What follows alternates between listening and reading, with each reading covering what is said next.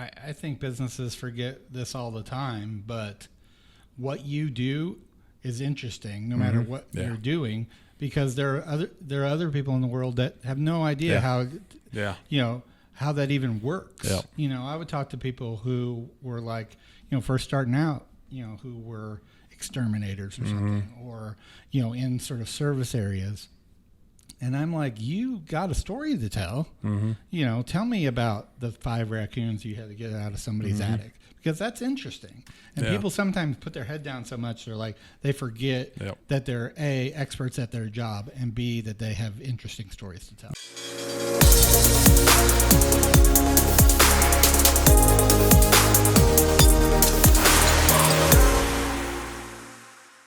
Hey guys, welcome back to another episode of Brewed with Hustle. We thank you guys for checking in. Make sure you hit that subscribe button if you're watching on YouTube. Subscribe to the podcast on Apple, on Spotify, wherever it is that you like to catch your favorite podcast.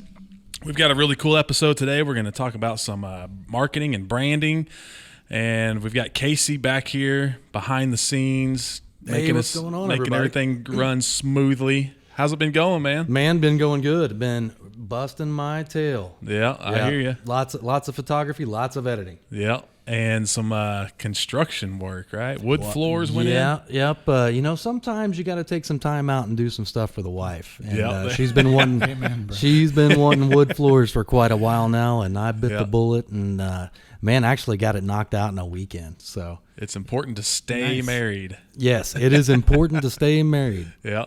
Last episode, we talked about OKC soda. What'd you think about that show? That was a good one. Man, I like that Michael guy. What'd you say was your favorite soda? I'm trying to remember. Man, I really like the cherry limeade one. The strawberry one's probably my favorite. My wife doesn't like root beer, and she loves their root beer. She goes, "Hey, go get me some more of that." Nice. So I'm gonna have to come visit. Yeah. Hopefully you get to do some good photography work for them. Right. Sounds like a good deal. Yeah, I'm looking forward to doing some of that. They got a really good product, and it's very colorful and easy to shoot, so I like doing stuff like that. Something I haven't even told you about. Next week we're releasing a new beer. Oh, man. So another version of the DDH Fancy Dance, double dry hop Fancy Dance. This time we're using a new hop called Sabro, which basically, I never thought you could get this flavor from a hop, but it tastes like coconut. Man, coconut flavor, aroma to go with Fancy Dance that already tastes like, pineapple and citrus. It's going to be pretty good, I think. I'm definitely a fan of coconut, and I'm a little upset. I feel like I'm behind the scenes, like you're leaving me out of some of this stuff. I got the first taste of it today out of the tank as we moved it over to start getting it ready to carbonate, and we're going to can it in the morning. So tomorrow, check this out. You've been there when we canned beer, right? Oh, yeah. Pretty hectic, right? Yep. We're going to brew and can at the same time tomorrow. Wow. Man, I might, I don't have much going on. I might sneak up there just to watch that. Yeah. I'm not going to help. I'm just going to stand there and watch, though. Yeah. That ought to be pretty hectic, I think. So. Right.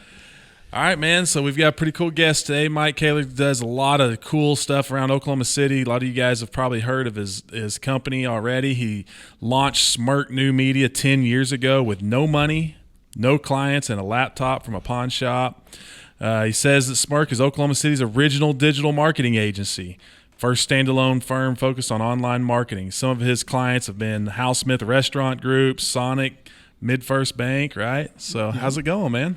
It's going really great. Yeah, cool. All things considered. Yeah, that's going on in the world. It's been not a terrible spring and summer. Yeah. So I'm alive and not sick and not on fire, so I'm all right. Yeah. So has it been a pretty big life adjustment for you? Working it well, it hasn't been really. We always had let our people work from home a couple of days a week. Yeah. And so we just sort of flipped the switch and said, just stay home forever now. I mean, because everything we do is online. Yeah. And so it was pretty easy peasy. I find that pretty interesting. I think a lot of companies learned how many of their employees can actually work from home. Yeah. Oh, yeah. My fiance has her job. She's always worked from home in the job she has now. And, now, so it wasn't much of an adjustment for her, but a lot of employees who didn't work from home are now, and they're getting just as much done. I don't know. I mean, I think you can see a big change in the workforce and the way things are done. Well, yeah. I mean, for people who work in big offices, there's a lot of walking around, checking in with other people time. Yeah. And when you're just at home in front of the screen, it's like, all I have is a list. Yep. And maybe some music going through my ears, and that's about it. Yeah. Let's talk about before Smirk. Who is Mike Koehler? Where are you from? What led you to where you're at now? So I grew up in Springfield, Missouri. That's where my folks still live, and my sister still lives. That's where I went to high school, met my wife, my junior year of school. Oh, yeah? We were both working at the McDonald's, so, just love over the French fry vat, that sort of thing. Yeah. And my dad worked at the newspaper there.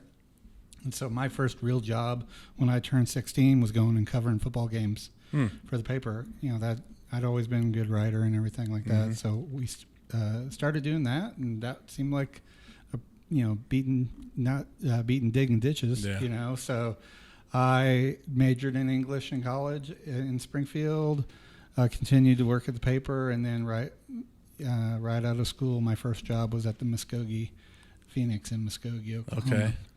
And so we packed up and moved there, worked at that paper for a couple of years, then sort of bounced around the country, ended up back in Muskogee as the sports editor there. And then one day the Oklahoman called me up and asked me to come to Oklahoma City. Oh. And so, that was like a month after I'd said, I will never work at the Oklahoman until the day I die. But, it was really about sort of changing the culture there and changing how stuff was covered. So, my first year was September, my first day there was September of 2000, and then, a few months later in January, we were covering the national championship game. So, so that taught me real quick how to do things. I was the manager over all the reporters, so all the assignments that all the people did, and then I worked at the Oklahoman for about 9 years. And eventually I was just sort of the guy who figured out social media and stuff on the internet pretty quick. And then I eventually became the multimedia editor there, which was sort of like, how do we transition this whole operation to include things like blogs and social media and live video and things like that. So nothing's created more new industry than the internet. Exactly. Yeah, that's crazy. And nothing has created more new available employees than the newspaper. Yeah.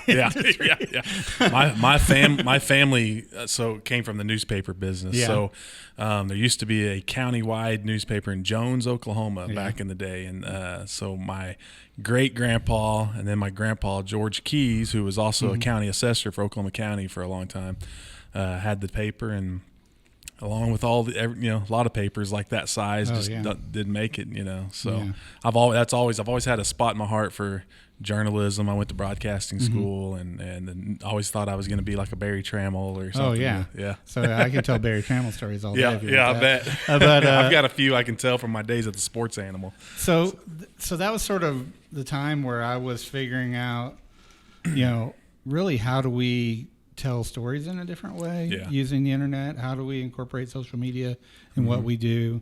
We were doing crazy things like when the Sooners were in the Fiesta Bowl. Golly dang, that was a long time ago. Yeah. But we were doing live video from the Fiesta Bowl. Oh, okay. On like a weird website with a weird camera and streaming live stuff, which had never really been done. The one year we had the big ice storm, we hooked a camera into somebody's laptop and put it on their dashboard and drove around live so people could see what the roads were like. So we were doing all this crazy innovative stuff. But then, the sort of the dark clouds were rolling in about the business overall and all that. So I got a great opportunity to speak at some national conferences about what we were doing. And then I got a call from a PR firm and to offer me a job to come run, sort of launch digital services for them. Did that for about a year. That really wasn't a fit for me. Going from a newsroom, which is sort of raucous, to a very straight-laced PR agency was just like night and day. And so I could tell, though, that social media, digital marketing was only going to go up. And so I started my own thing. Yeah. So before we move on to more about your story, I want to know something. How how do newspapers survive moving forward?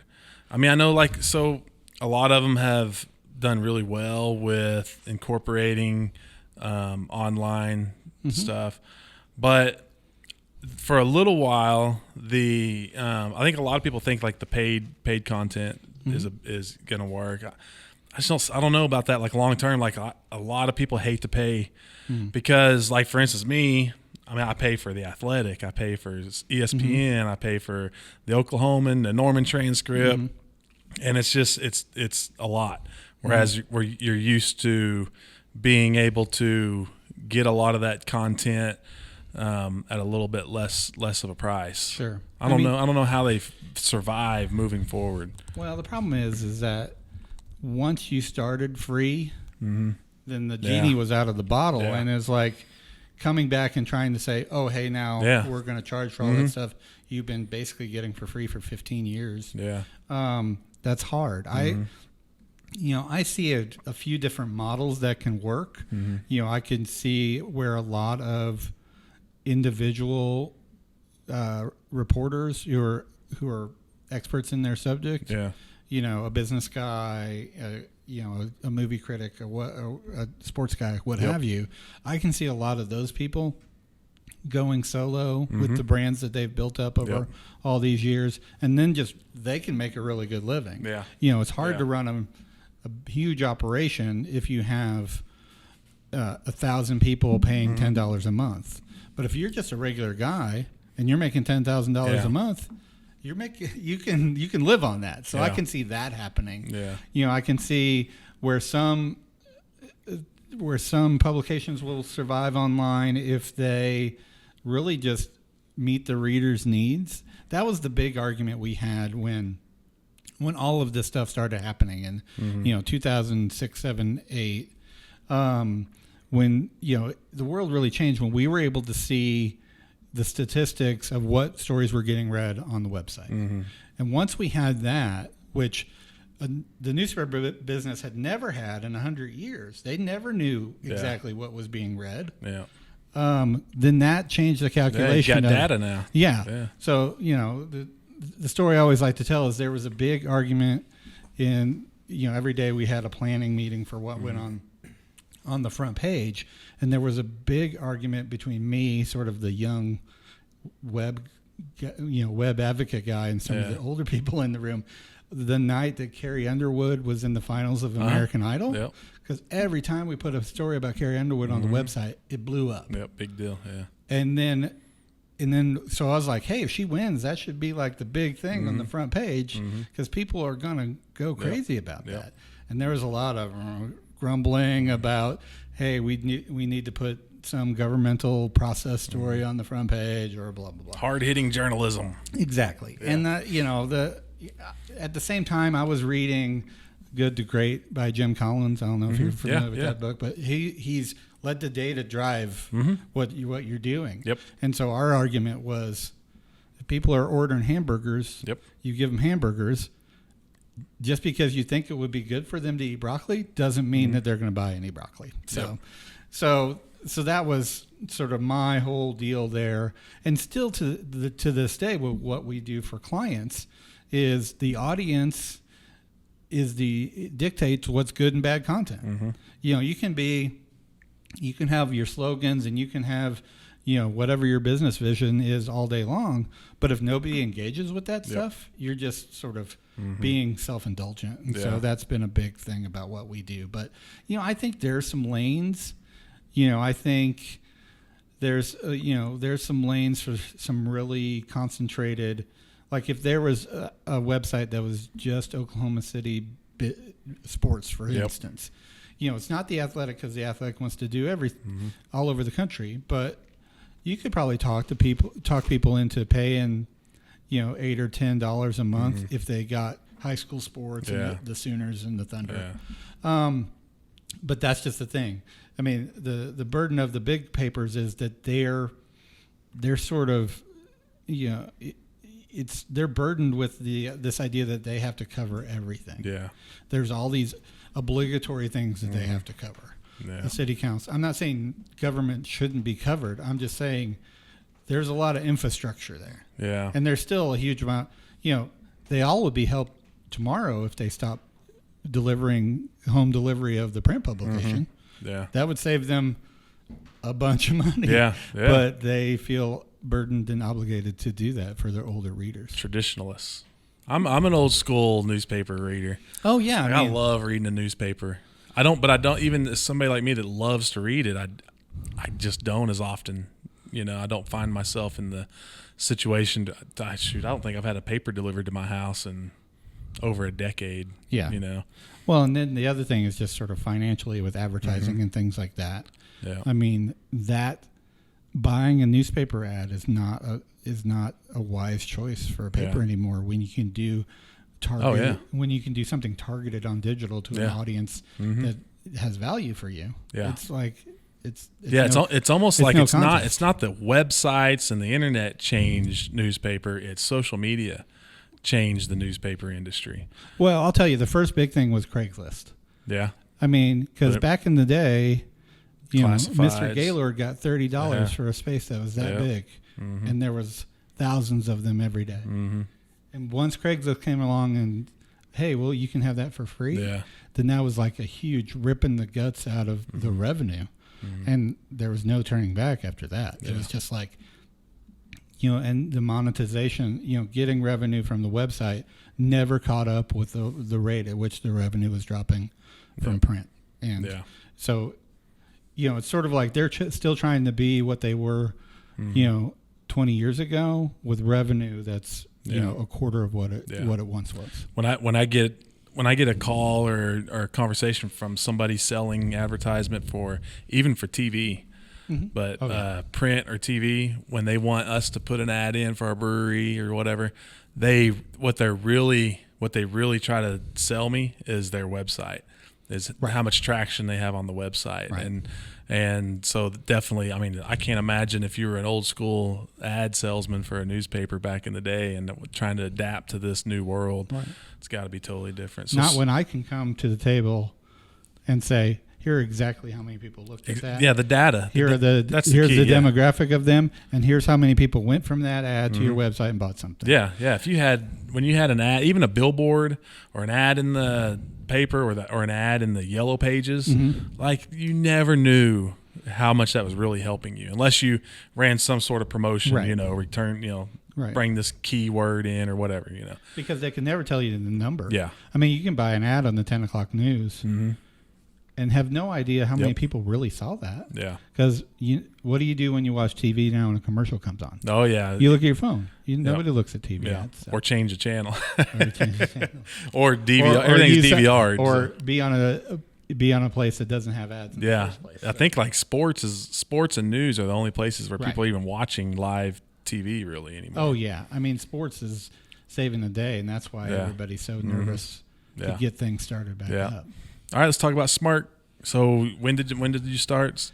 So I started Smirk in July of 2010. Okay. Like I said, I'd worked for an agency for a year, and it was just like we agreed to see other people. Yeah. And so I went and got myself a really crappy laptop, and I went to the Starbucks in Nichols Hills, which was like a quiet place, and sat in the back and started a company. Oh, man. I sent out an email to when I was at the paper, I've been making a lot of great friends on Twitter. Twitter's always been my thing. I love it. It's really super active here in the Oklahoma City metro. And so I used to do these sort of Twitter blind dates is what my wife called them. I would meet somebody on there and I'd say, hey, do you want to go have coffee? Yeah. And we would just meet and chat. And it was people from all over town doing all different things. When you're working at a pubco, you're in that dark tower and you don't mingle with the folks. So I did that. I sent an email to a bunch of people that I met on social media and said, hey, I'm going to start doing this. If you could help me, please do. Yeah. And it was really, like I said, we're the first ones that were strictly only doing digital, only doing social media content. And that was just me. When I say us, it was me. Yeah. And so a lot of the bigger agencies in town had me do some work for them before they had even started their own digital marketing departments. And so I managed to sort of limp along and get some clients. I always tell people it was like, being a missionary in olden times, because I had to go and teach these people what this thing was. Yeah. And then I had to ask them to give me money for it. And it was like, you're educating and educating and educating. And then you're like, oh, can I have $300 to post your post? And so there was a lot of great people at my church who were my first clients, a lot of great people who referred work to us. And then I was lucky enough that, a few months after starting, I went and spoke at a class at Oklahoma Christian. And one of the students came up after and she said, hey, I'm interested in this. Do you want an intern? And I'm like, sure. I don't know if I can pay you. Yeah. Or we always talk about, I'll pay you, but not consistently. Yeah. And her name is Allie Carrick, and Allie is my partner now. Yep. She runs all the day-to-day. And so I really lucked out there. I've lucked out. She worked for free to start? Yeah, she worked very patiently for a check every now and then she became my first full-time employee. Yeah. And then she's the one of the best people in town for digital ads, and now she runs the show. Yeah. And I go and get new clients. That's something that I preach a lot to a lot of younger people who ask me about it's always, how do I start this business? How do I do this? And I really think one of the best things you can do is whatever field that you really are passionate about and want to be in, find somebody that's doing that and work for free. Right. And you never know, next thing you know, you're a partner in the company. Well, yeah. I mean, I know a lot of people in a lot of businesses who take those free interns and treat them like garbage. Yeah. But that's not what we're doing. I was like, I need help with the basic stuff. And she learned it like crazy, and she's way better at a lot of stuff than a lot of stuff that I am now. But she had that moment of bravery to come up after class and ask that question. Yeah. And that told me all I need to know. I'm really proud of the team that we've put together, because it isn't sort of like, we wait for the next advertising major to bounce out of OU and then we hire those people. I mean, we have an eclectic little bunch of weirdos and hard workers and just some of the coolest people I know who come at everything from a different angle. And so it's always made us better. So those first days, what was that like? So you're sitting there in the coffee shop, you're trying to get this started. You've got an idea of here's what has to happen in order for this to work. I mean, what was the mindset like at the time? Was it fear? I still can't believe some days I still can't believe we're still going. And so to me, it was just sort of putting one foot in front of the other. It was like, oh, I'm going to wake up today and I'm going to still have a business. Yeah. And then I would go and I would do some work. Yeah. I would send a million emails out, or I would be active online, or I'd ask people if I could come speak to them. Because even though I was just starting out, I was like a dude who knew how all this stuff worked in town. And I was able to speak at a bunch of different places. I mean, your Aunt Polly's gardening club, if she would let me talk about social media, I was able to do that. And so in 2010 and 2011, a lot of people were trying to figure stuff out. Yeah. And then a lot of people who worked, who were just regular marketing people but weren't necessarily doing that, were needing help with their clients too. Yeah. So I got I got a lot of really great work in those first few days. That, one of our first big clients was Pops. And so, and that was a referral from a great friend of ours. But it was weird because once you have a client that people are like, oh yeah, I wore that Pops thing out a lot, a long time. We maybe had 5 clients, but one of them was with Pops, and that would be somebody I reckon people would recognize and go, oh, and then you get credibility.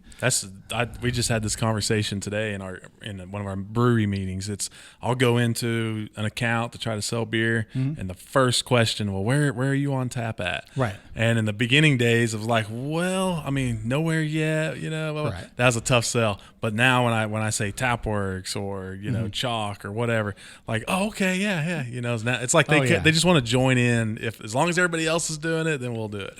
Yeah. And we love it because year by year, we loved Pops, and they, we we sort of outgrew each other there a little bit, but now we talk about Sonic all the time because we love having them as a client, and it gets people take notice when those things happen. It's just part of the growth. So in the beginning, your biggest challenge, which was trying to educate people on something that wasn't widely known at the time, was also a benefit because you're like the only guy doing it. Right. And then came the stage of figuring out how much to charge people, what exactly was our services, how to say yes to the right clients and no to clients that drive you crazy. And so there was a lot of that. And it was not without its problems. And we can talk about this later on, but I wore myself out, and I had a lot of high expectations, and in a lot of ways it was super unhealthy mentally for me those first few years. But eventually, sort of everybody's, that the light bulb went off for everybody at some point. 2011, 12, people were like, "Oh yeah, social media is a thing that we should do as a brand," and realizing how important it was, and like we said, the data just kept backing it up and backing it up. And so I could go and say, you can do this. We had a bunch of really good, clients come through and really great case studies. And so it's not as much evangelizing anymore, even though there's still, it's hard to believe, but there still are people who are like, we don't want to do anything online. Yeah. And, a lot of businesses that are just that's crazy not doing things or hiding out or doing things the wrong way or doing things sort of by the numbers that doesn't really give them any impact. So there's a lot, I've seen competitors come and go. I've seen, one person who, has started and closed 3 different companies doing digital marketing in the time that I've been doing one. So, it's still super competitive out there for us to keep going and do things our way, which is sort of a unique way of doing things. It's sort of gone from something that's, oh man, that'd be nice to get into, to like a necessity now. Right. Even though, like you said, there's some people that don't dabble in it at all, but I mean, you've got to be doing that now as a business. Well, especially now, and that's sort of my latest stump speech is everybody's reoriented their lives to be online now. I mean, people are living on their screens. Yep.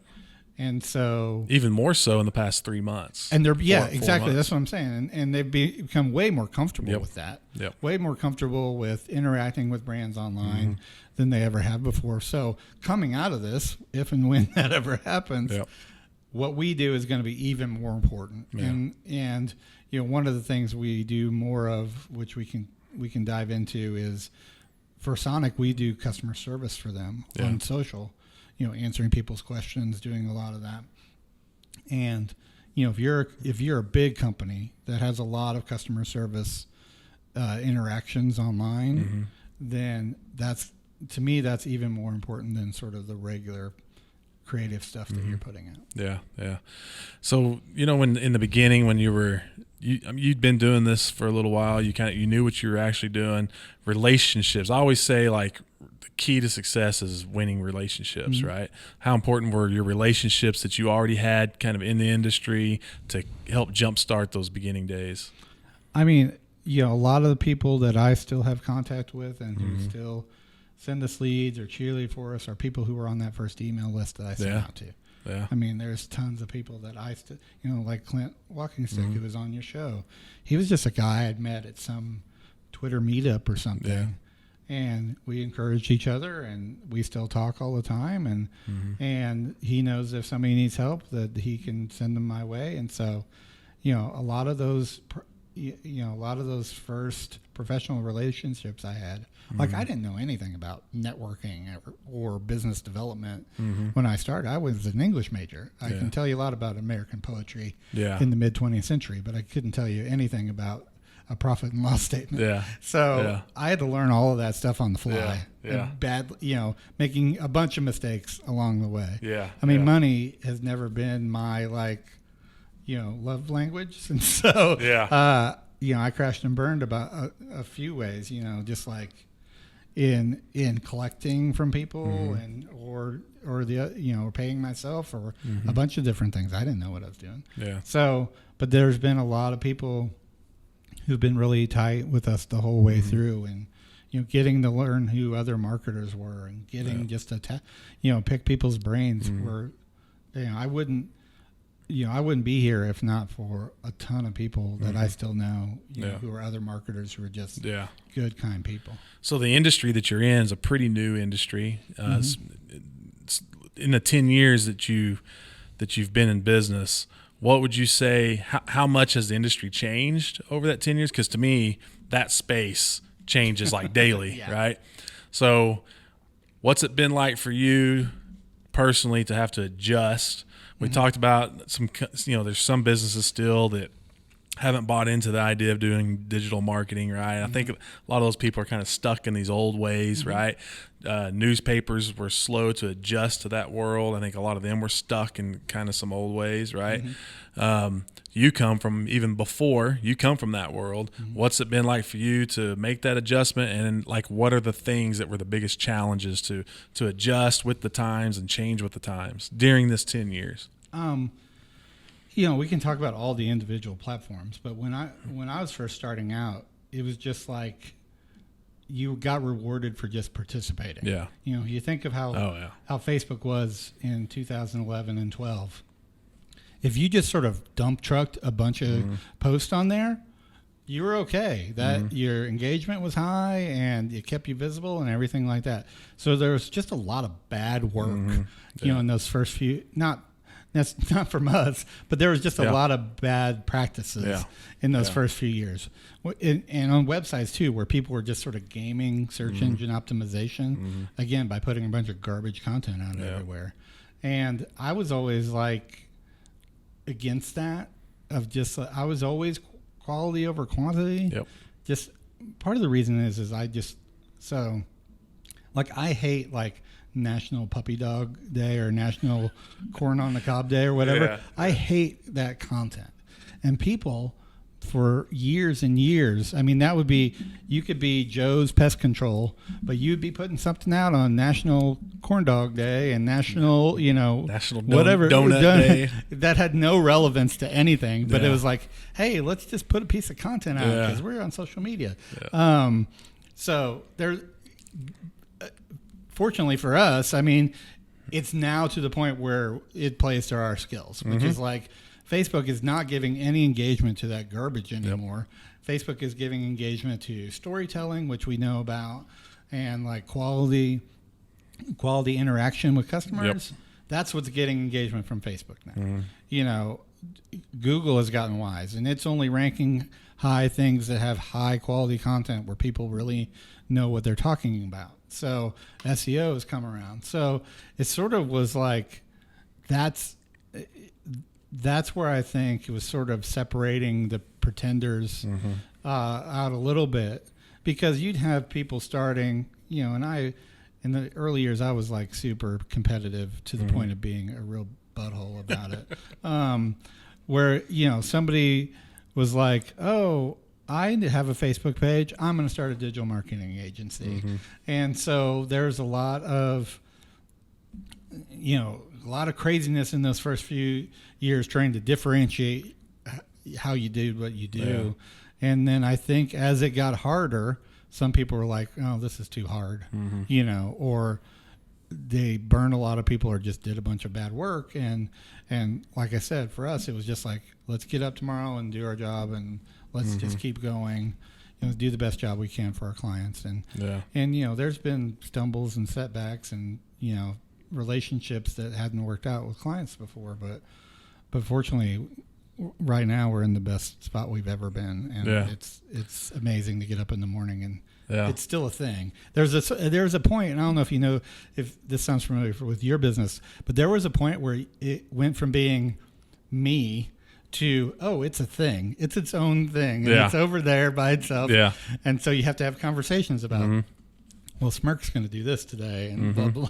And that weirded me out for a while. But then it was like, oh, well, then there's less of a burden on me because the company has to do all these things. I think what's really weird for me with putting together good social media content, So what we've done recently is tried to become more personable and get people to know me personally. Or we have to do a weekly vlog.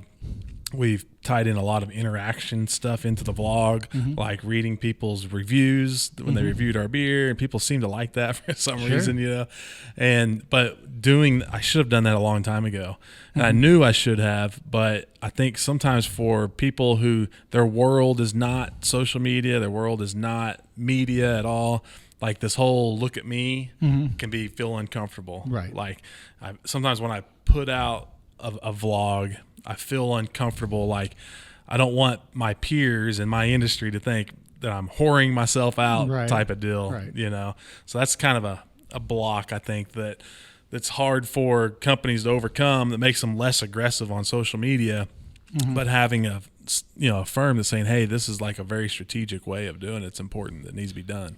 Well, what I think businesses forget this all the time, but what you do is interesting no matter what you're doing, because there are other people in the world that have no idea how how that even works.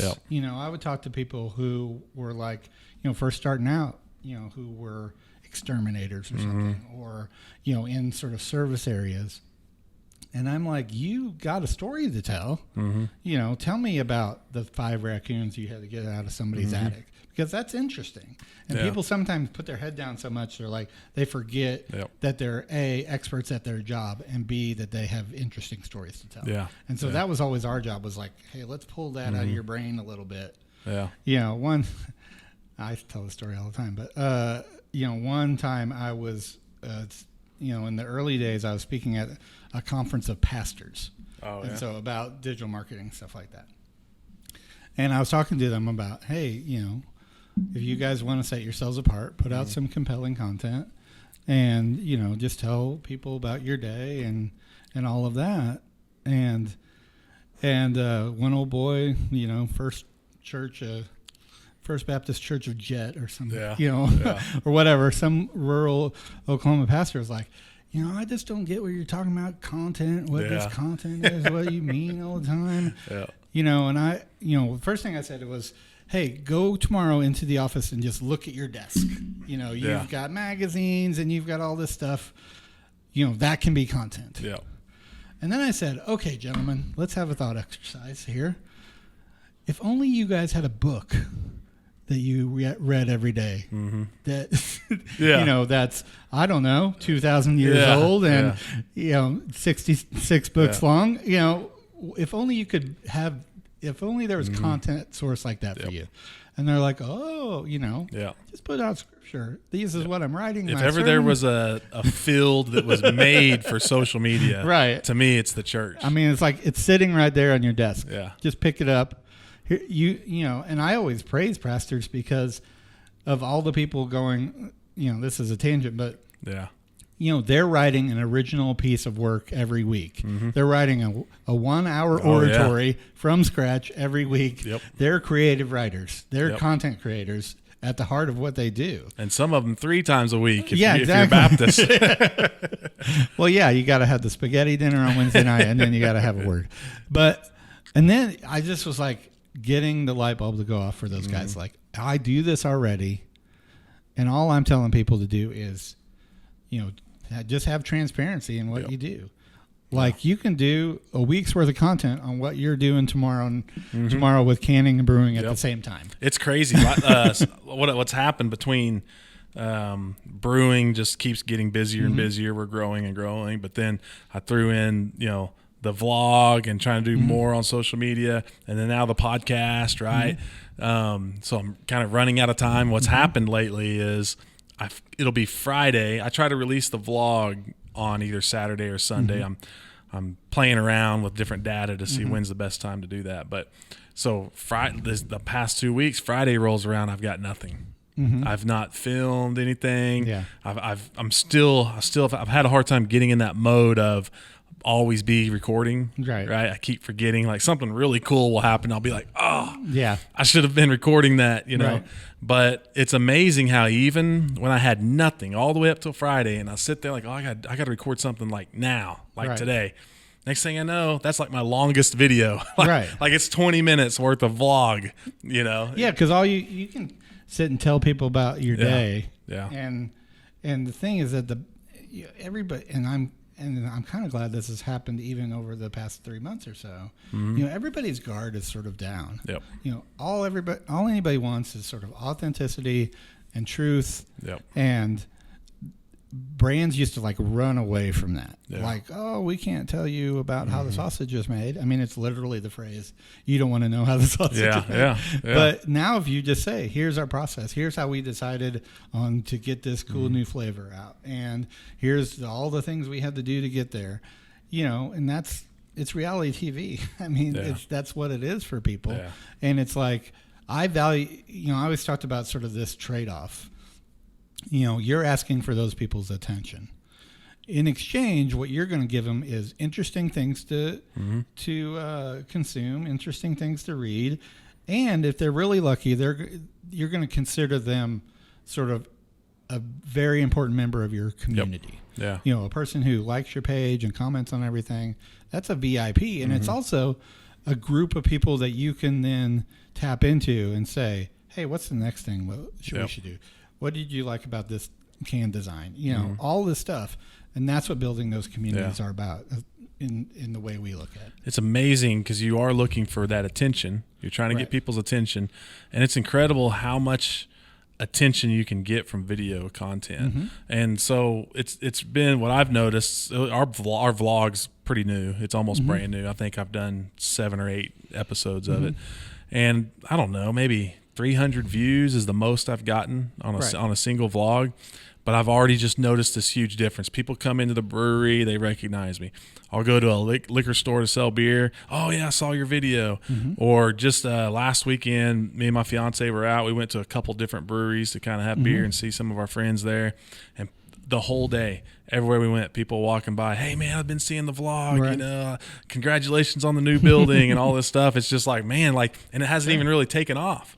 Yeah. Like something takes off and it can pay off big time. Video to me is the next big thing. Well, or it's the thing now. It's like what you were talking about before with the newspapers. If you have 5,000 people who are really crazy about you, if you have 1,000 people who are really crazy about you, there was this famous article written one time about the 1,000 true fans. Yep, that's it, yeah. You can do pretty good with yourself. Yep. And that's why when people would come to us, and that's another thing about the early days. It was like all about how big your audience was, all about I have X number of followers or whatever. Yeah. And I was, to me, I was like, well, if you want 10,000 Twitter followers, I can pay for you to have 10,000 Chinese peasants follow your account. That's easy. I can do that. But it's about the quality of that audience now. Will they, can you turn that into sales? And can you give them the sort of content that they want? It's like everything else is vanity. Yeah. I'll look at some, I shouldn't compare, but you can't help but compare yourself to other companies in your industry. Oh, sure. And there's times I'll look at some of these other breweries, maybe not even Oklahoma breweries, but other breweries, and see, how many followers do they have? And they'll, 20, 30,000 followers, and they'll post something, their most recent post that was posted like a day ago, and you go look at it and they have like 2 comments and maybe 100 likes on the picture, and it's just they're not interacting. They're not getting the interaction for somebody that you would think that has 30,000 followers. Well, and I don't. I love a lot of people who are in your space. There's a lot of super creative people. In the metro doing what you do, and a lot of people doing great online. But there's also sort of this subgroup of brands just all over the place who, like I said, in those early days, put out a bunch of garbage content, got a lot of followers that are real or not real, and now it's like the proof is happening of well, here's the real engagement you're getting. As opposed to maybe somebody who started later or did it slow and steady, who are getting real engagement from people who have, fans that are going to leave good reviews and stuff like that. So, it's just maturing. As the more gray hairs I get in my head, the more, the more social media is also growing up a little bit. Yeah. Because, I started, when you think about it, 2006 and 7 was when Twitter started. And Facebook went public to everybody. And, I was messing around. And, it was nice to think about the days when I was the young punk kid who liked the internet. But, but it's all like now it's money and sophistication and all that. So. When somebody comes knocking on Smirk's door, what are they getting from Smirk that maybe that they're not going to find somewhere else? I mean, 10 years, you were the first in Oklahoma City, so nobody's going to beat you on experience. So what has that experience taught you that's going to bring extra to the table that these companies will get from Smirk? Well, first of all, they're getting a whole team of people, and that's what we always like to tell folks is you're not going to hire us and then we're going to give some 22-year-old access to your account and then say, hey, where's my check? So we've grown to the point where I've got people who are good at all of the different things. So a great SEO person, a great designer, a great person with running ads and stuff like that. I just, we really we redesigned the brand a couple of years ago and really rethought how we talk about ourselves. And what we learned pretty quick was we want to like have certain values that set us apart from the industry that we're in. So we overemphasize sort of communication because we had heard from people, hey, I hired this company to do this, and they don't never hear from emails and blah blah blah. So we over communicate. We heard from people who like, oh, I'm locked into a contract. I paid, I hired somebody to build my website, and I paid for it, but I'm still like having to pay monthly until the end of time. And so we don't do contracts. We do month to month. And so there's sort of business practices that we do. We don't buy fake followers. We don't jimmy the numbers around to only give you the numbers that make us look good. It's like, it's amazing what you can do with percentages on data. It's like, oh, well, you paid us all this money and you went from having 2 fans to having 4 fans. 100%. Wow, look at that. Triple digit growth, you know? And so we do all this reporting and everything like that. Oh man, I just had that math conversation earlier today in regards to the coronavirus positive tests. Yeah. It's pretty easy to grow 236% when you were pretty low to start with. Exactly. You go from 7. I'm not good at math, so I don't know. But it was those sort of businessy things that we try to do that are different than people. And then, like I said before, we're just a bunch of characters. I'm sort of, notoriously sort of brutally honest with people. Like if you hire us and you ask us to do all of these ad campaigns, and you have a website that sucks, I'm going to say, hey, we're going to do a lot of work, but your website sucks. And that's not going to make this very effective. Or, this is not good content, and there's other folks who are like, is going to tell the client everything they want to hear. And I'm just like, let's not do that. So truth and transparency are super valuable to us. We're going to work. Another thing I learned along the way was that there are some places that would work a certain number of hours a month. What they do is they would burn through that in 2 weeks, and then they call you on the 15th and say, hey, I need, 15 more hours to work for you. So you send me this much money. The money thing, I want to make a living, and I have 3 kids who need braces and college educations. And so that's important. But it's about, I want to be an advocate for what digital marketing does. I want to show that it works and it's real. Because I spent a lot of years convincing people it was real. And so at the end of the day, I want them to be. Well, you won that argument. Yeah, right? Exactly. If only I had bought some stock and listened to myself. So, we just try to be sort of hardworking weirdos who get the job done and don't take ourselves too seriously. So what's the platform right now on social media that's underrated, that nobody's using enough, that needs to be looked at more? Well, everybody's going to say TikTok. Okay, I was going to say LinkedIn. Well, TikTok is great if you're if your key audience is 13-year-old girls and Chinese spies, if that's your audience, then TikTok all day long. I mean, there's brands who are going to use that. You know, to me, it's always what metrics do they give you, and how can you target your messages? Like even Snapchat, for a long while, people were going goo-goo about Snapchat, but they weren't hardly giving advertisers any metrics at all. And so it, you know, I hate to say it depends, but it depends. You know, I think I think Instagram is still undervalued. I think we see great conversion on running ads on Instagram, especially if it's somebody who's under 30. It's hard in my industry. There's the rules with alcohol. On Instagram, specifically Instagram. Right. A lot of my ad requests get denied from Instagram because it has to do with selling alcohol. Well, I think Facebook just overall, and Facebook owns Instagram.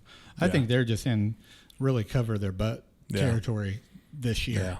I mean, they're going to say no to a ton of stuff. Now, I found a loophole. I can do a lot of ads on Facebook. And if when I'm building an ad on Facebook, if I ask it to include it on Instagram, it'll run. Right. But if I get on Instagram and try to create an ad on Instagram and it has anything to do with beer, then it gets denied every time.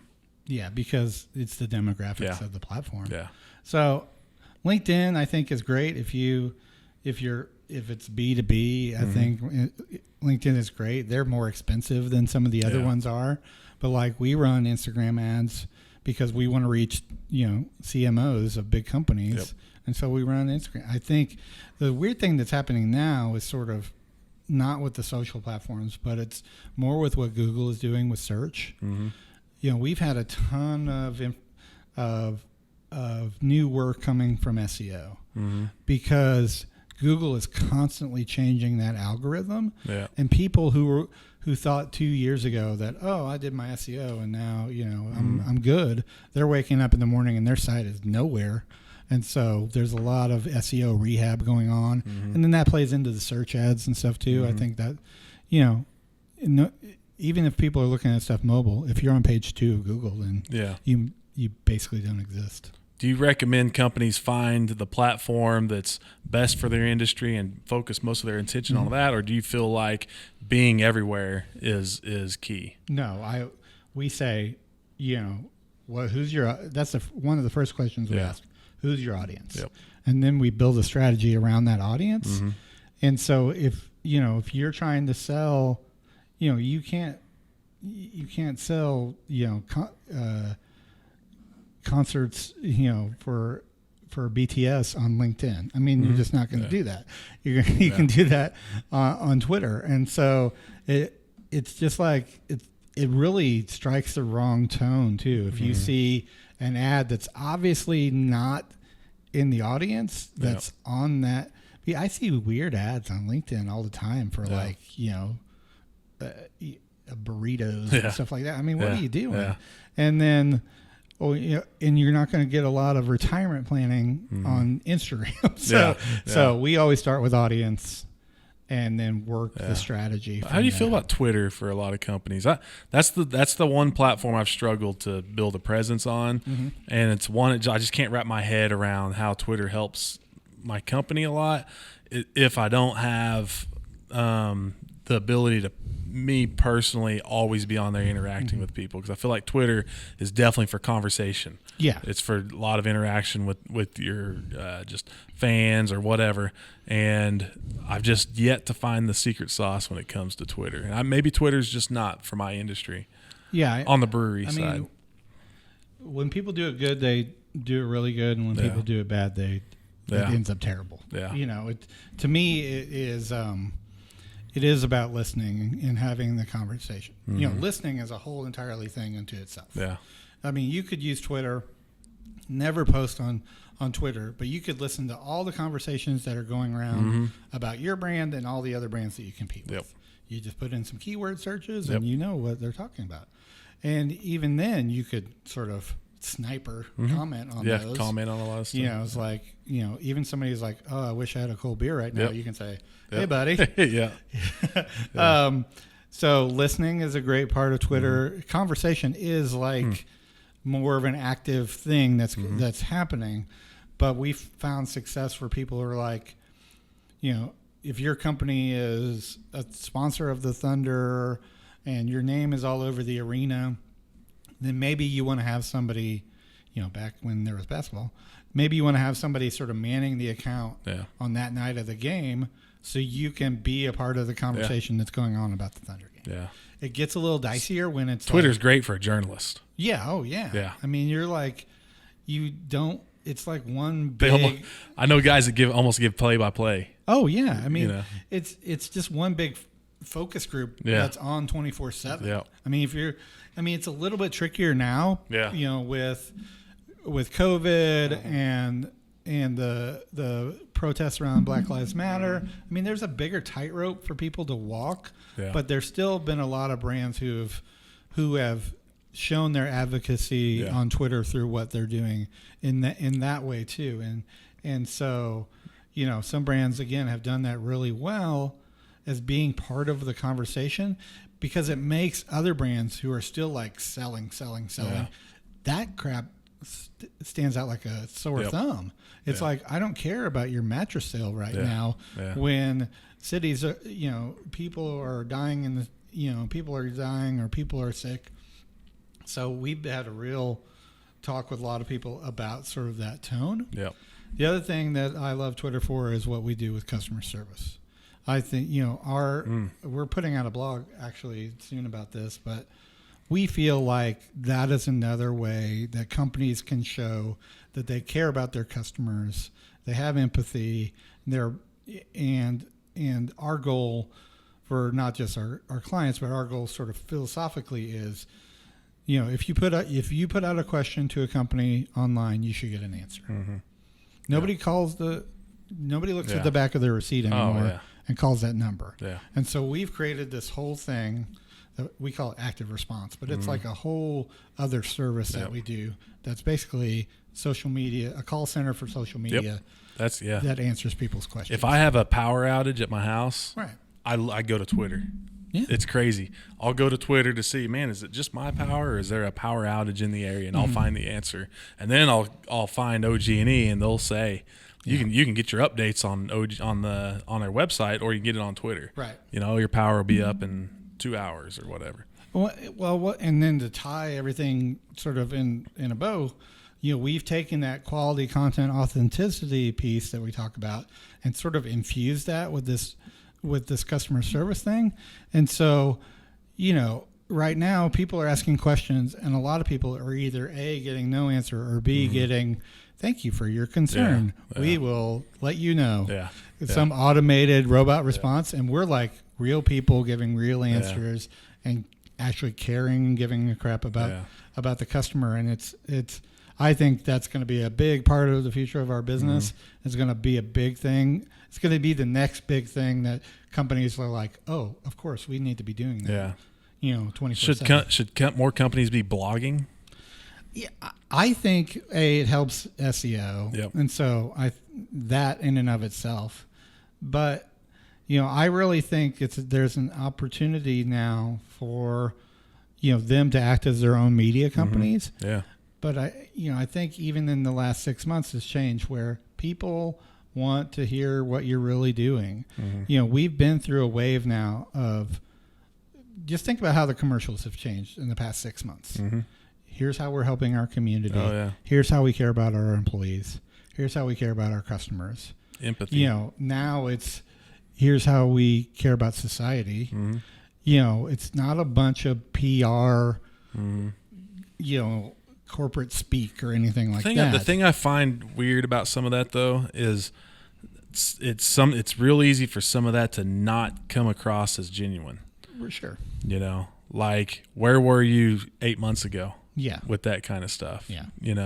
And so I have a fear sometimes with our social media. I have a fear of putting out certain kind of content based around some of these issues that are going on and not seeming, I don't want it to come across like it's not genuine. Right. And that's where I think we're kind of in some dangerous times. I think it's real easy for that to happen. Sure.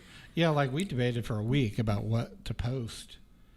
And I'm a liberal guy and a progressive guy, and my staff is full of those people too. So we're sort of, a unique little flower of our own in this in the world. But we debated for a week about what do we want to put up, and so we ended up putting on our Instagram like, we support you. Yeah. We just want to listen to what you have to say. Yeah. There's a lot of people who are using that to sort of leverage business out of it. Like, hey, you can have a free website because of the struggle. Yeah. And it's like, we don't want to do that. We just want to like be a part of our community and listen. Yeah. And so authenticity is just the messages, all we care about. The messages out of that I've liked the most, that I've seen companies do, is when they're pointing out how they've always been there. Right. They've always been had empathy and concern and compassion. Right. Those are the companies that have always made that a focus of their branding and their purpose and who they are should really be letting people see that now at this point in time, I think. But like the car companies are still running like, that's still a car commercial. Yeah. We're letting nobody, we're letting everybody take 6 months off to pay your payments. Yeah, you're still starting to sell me a car. So it's totally different. I mean, and this has been part of my sort of internal mental health growth too, is like, I'm having less and less patience with lying to people as part of your corporate brand strategy. Yep. It's like, you have to tell the truth, and it goes back to just tell people how you do your work. Yeah. Here's what I love, and here's what we do, and here's the great products we have.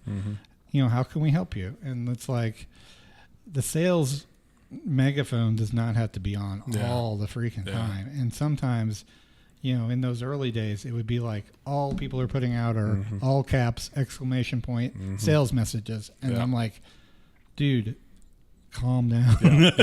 That's what I really like about the vlog. Right. That's one of the biggest reasons I caught myself feeling like a lot of times I was posting because I needed to post. Right. And that leads to you posting kind of salesy, kind of like, because you don't have any meaningful content prepared. You're posting because, you've got to come up with something today to have on social media because I didn't plan it out like I should. Right. And so now I'm posting something and the only thing that you can come up with quickly is salesy. Right. Right. So the vlog to me has really helped me to become, now I'm more present than I ever was, and there's no selling involved in the vlog. Right. It's just, hey, join me on this journey to us opening this brewery and building our new location, And I think the blogging and vlogging, honestly, like I can't even think of a company that shouldn't be doing that.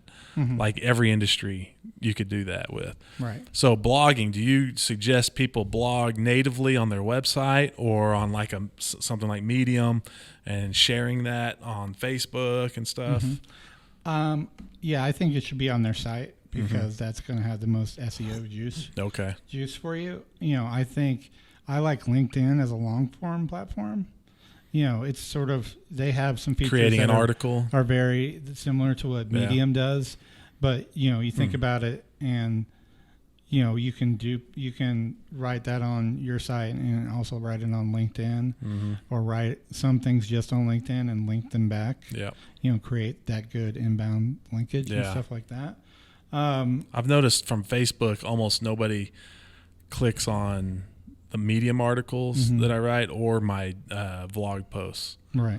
Now, if I put the vlog into Facebook, then a lot of native people, video is a totally different deal. But used to Facebook, you could post stuff like links. You could post links, and people were clicking on that kind of stuff all the time. And now it's like they don't have the patience to go to another page. Right, and you don't want them to anyway. Yeah. Anyway, the less clicks, the better. Yeah. As far as that goes. But you want your website to be a destination. Yeah. We partner with a bunch of people who design websites, and we've been doing that since day one.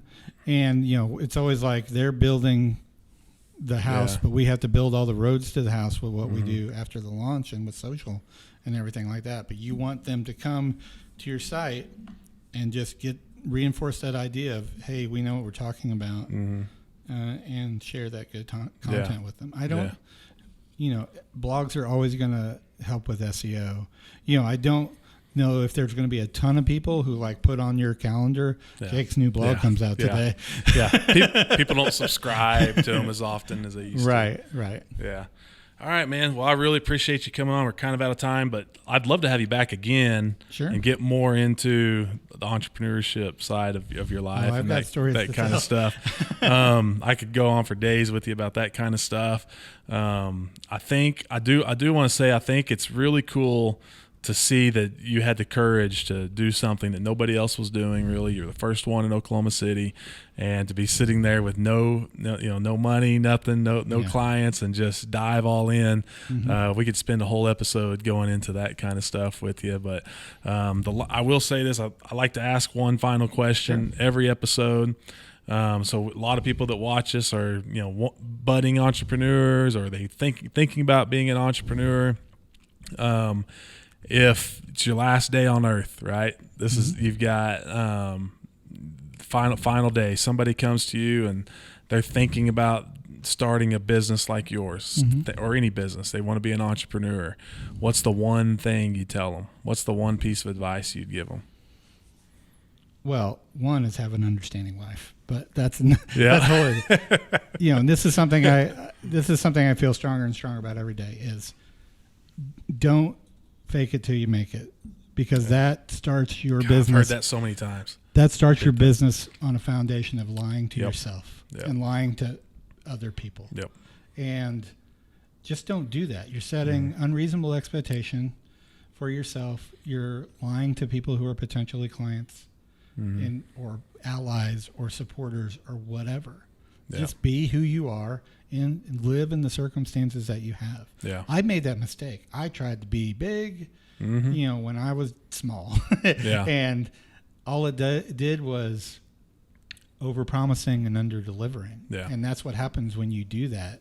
Fake it till you make it stuff. You're like, oh, I'm going to say yes to everything because, I got a staff when you don't. I got an office when you don't. And so don't start there. Start with, this is who I am. This is what I'm good at and passionate about. And this is how I can help you. And just build from there. People like that. People like actually doing business with a guy that's hustling, that's trying to build something. So, all right, man. Well, I appreciate you coming on. Well, we definitely have to have you back again. Oh, I've got that whole entrepreneurship side. Sure. Cool. Casey, what do you think, man?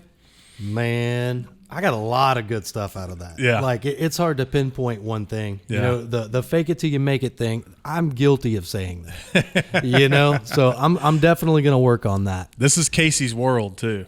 This is he digs this kind of stuff. So which I'm more on the creation side of stuff and design work. I'm not a website guy or any of that. But man, well, sometimes when we all know that if you hit the jackpot and get everybody to say yes, and you're by yourself and you BS those people, then you've got too much to do and not a lot of time to do it well. So. Right. Yeah. Not you, but Oh yeah. Well, I mean, there's definitely, which I get motivated by putting myself into situations, sometimes, and I think that's where I'm coming with that fake it till you make it deal. Something that would make me jump out there and do something that I'm uncomfortable with. I think I mean it in a different way, but it's still, it's the same thing, Well, Mike, where can people find you? So we're the only Smirk New Media in the world. Our website, smirknewmedia.com. That's all of our social as well. We're putting out some interesting stuff. We're really revamping our blog too, and going to be knocking out some really good stuff soon. Awesome. And then all my socials, MKOKC. Okay. And so I'm always on the Twitter machine. And so if anybody needs help, they can find us. Cool. Well, thanks for coming on, man. No problem, Jake. I appreciate it. Everybody, we appreciate you guys checking in with us on another episode of Brewed with Hustle. Again, make sure you hit subscribe, hit the like button down there. If you haven't seen us on iTunes, Apple Podcasts, the Spotify, all the places that you like to catch your podcast, we're on all of them. We'd love it if you guys would go in there and subscribe. That helps us out. I think we're putting out some important information that people need to see. They need to see guys like Mike. And the more you hit like, the more you share, the more you subscribe, the more likely people are going to see that content. Until then, we'll see you guys next time on Brewed with Hustle.